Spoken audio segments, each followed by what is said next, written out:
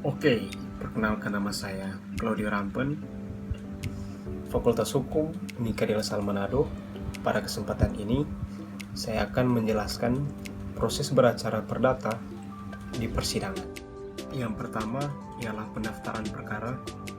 Pihak berperkara datang ke pengadilan agama dengan membawa surat gugatan atau permohonan, yaitu belangko gugatan dan juga belangko permohonan.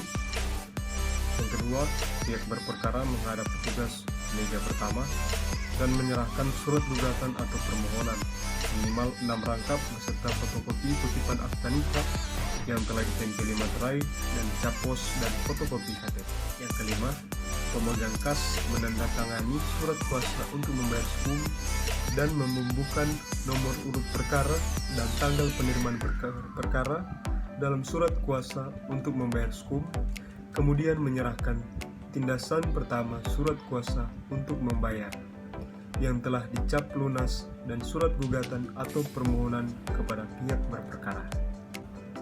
Pemanggilan oleh jurusita atau jurusita pengganti kepada pihak penggugat atau pemohon dan tergugat atau termohon dilakukan sekurang-kurangnya 3 hari sebelum sidang sudah sampai kepada yang bersangkutan dan langsung disampaikan ke alamat penggugat atau pemohon dan tergugat atau termohon seperti yang tersebut dalam surat gugatan atau permohonan. Kemudian, upaya perdamaian. Dalam perkara perdata pada umumnya, setiap permulaan sidang sebelum pemeriksaan perkara, hakim diwajibkan mengusahakan perdamaian antara pihak berperkara. Dan jika tidak damai, dilanjutkan dengan mediasi. Kemudian, pembacaan surat gugatan umum. Sebelum surat gugatan dibacakan, jika perkara perceraian, hakim wajib menyatakan sidang tertutup untuk umum, sementara perkara perdata umum sidangnya selalu terbuka. Surat gugatan penggugat yang diajukan ke pengadilan agama itu dibacakan oleh penggugat sendiri atau salah seorang majelis hakim, dan sebelum diberikan kesempatan oleh majelis hakim kepada tergugat memberikan tanggapan atau jawabannya. Kita masuk dalam jawaban tergugat, yaitu setelah gugatan dibacakan, kemudian tergugat diberi kesempatan mengajukan jawabannya, baik ketika sidang hari itu juga atau sidang berikutnya. Jawaban tergugat dapat dilakukan secara tertulis atau lisan.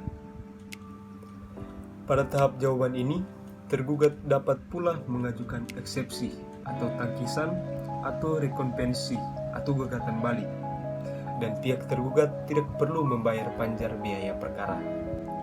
Kemudian, replik penggugat. Setelah tergugat menyampaikan jawabannya, kemudian si penggugat diberi kesempatan untuk menanggapinya sesuai dengan pendapat penggugat. Pada tahap ini, mungkin penggugat tetap mempertahankan gugatannya atau bisa pula merubah sikap dengan membenarkan jawaban atau bantahan tergugat. Kemudian, duplik tergugat. Setelah penggugat menyampaikan repliknya, kemudian tergugat diberi kesempatan untuk menanggapinya atau menyampaikan dupliknya. Dalam tahap ini dapat diulang-ulangi sampai ada titik temu antara penggugat dan yang tergugat. Apabila cara jawab-menjawab dianggap cukup oleh hakim dan masih ada hal yang tidak disepakati oleh kedua belah pihak, maka hal ini dilanjutkan dengan acara pembuktian. Kemudian kesimpulan para pihak.